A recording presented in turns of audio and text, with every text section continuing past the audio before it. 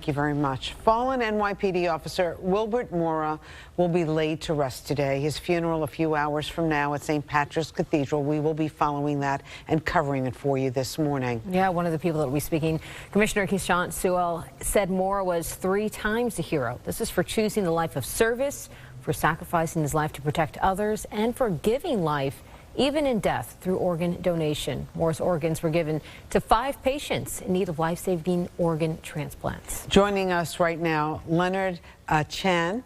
He is president and CEO of Live On NY, the organization that helped facilitate the donation. Nice to have you with us, Leonard. Tell us about Officer Mora's donation. How does that work exactly? Good morning. Thanks for having me. First, just want to extend our condolences to the Mora family. I had the pleasure of doing that personally and paying my respects yesterday, but want to send that message out on behalf of Live On New York.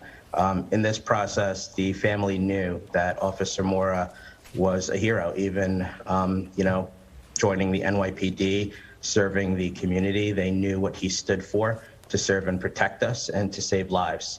And he was put in a circumstance where he lost his life, but they knew that he could live on with organ donation. They knew his wishes. They honored those and authorized him to be an organ donor.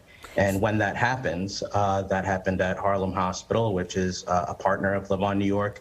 Live On New York's the organ procurement organization that works with 100 hospitals and the world-renowned 11 transplant centers here in New York. So he was moved after he had passed away. He was moved from Harlem Hospital to NYU Langone Health, where we have a Live On New York Central Recovery Center, and that is primarily for the purpose of organ procurement. That was why he was moved to NYU. That's led by Dr. Greta Piper, Dr. Bob Montgomery, and an amazing team there who are one of our, over 100 partners.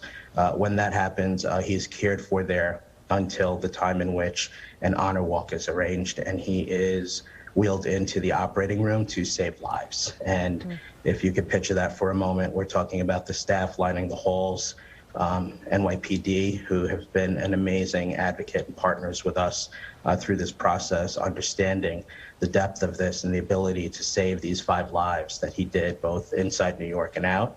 NYU staff holding a flag that says donated life at the end of that hall as his family said goodbye and he was taken into the OR. That process then includes matching. So there is matching of those organs with UNOS, that's the United Network for Organ Sharing. The recovery takes place, the organs are preserved, and then they're delivered, and they are placed into patients on the transplant wait list. You can imagine the amount of logistics and planning and timing. Different organs have different time frames in which they can remain viable outside of the body. So there are dozens of people across numerous states and organizations working with us, and we are coordinating all of that. The Live On New York staff coordinates all of that, holding the hand of the family the entire time. Wow, Leonard, that is just, it's heartbreaking and beautiful at the same time. And I know some of those donations went to people in our area, right? That's right. 3 went to people in New York. He saved New Yorkers, which he always intended to do and has done. And he saved 2 individuals outside of New York. And that's just amazing. And that included his heart, liver, individual kidneys, and pancreas. Will those individuals get the opportunity to find out who they received those life-saving organ donations from?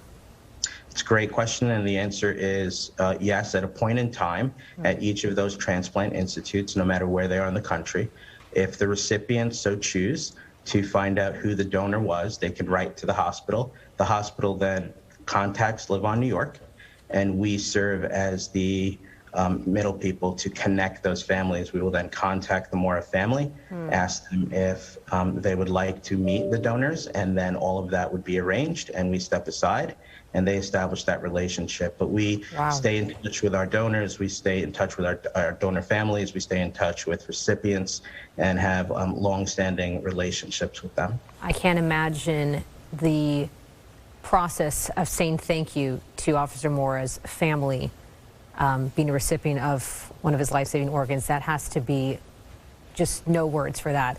I do want to ask, though, just because this is something that maybe a lot of people could possibly consider watching this. How many people in New York are on the waiting list to receive an organ donation right now? There are approximately 9,000 people in New York waiting for an organ, and 80% of that are for kidneys. And New Yorkers know, for the last 18 months, 2 years, we know what it feels like to question mortality. We know what it feels like to think about not being around our family.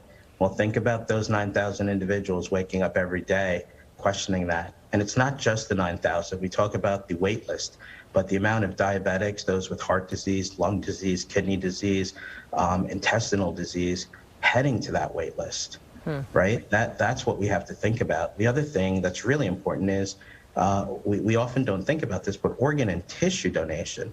So an organ and tissue donor could save 8 lives with organs, but 50 to 75 lives could be changed with tissue donation. Wow. So sitting next to the audience today, you have people with dental implants, Achilles tendons, ACLs, MCLs, professional athletes, weekend warriors. Every one of your watchers is sitting next to a family member or neighbor as a dental implant, corneal transplants.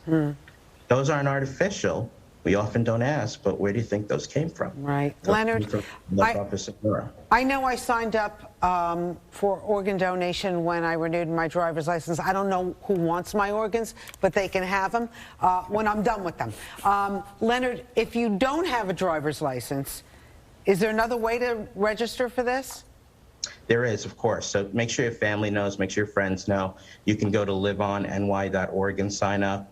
There is the national and New York State registries to sign up. So beyond your driver's license, there's the national registry, the state registry, but you could go to liveonny.org and sign up. And we promise when that time comes, we'll be good stewards of your organs. Thank you for doing that. Thank you to all the New Yorkers, as we have with Officer Mora. We will maximize that benefit of life. Yes, we thank Officer Mora and his family. And thank you, Leonard, so much for talking about it and letting us know the procedure, and what a beautiful process, and it truly is Live On.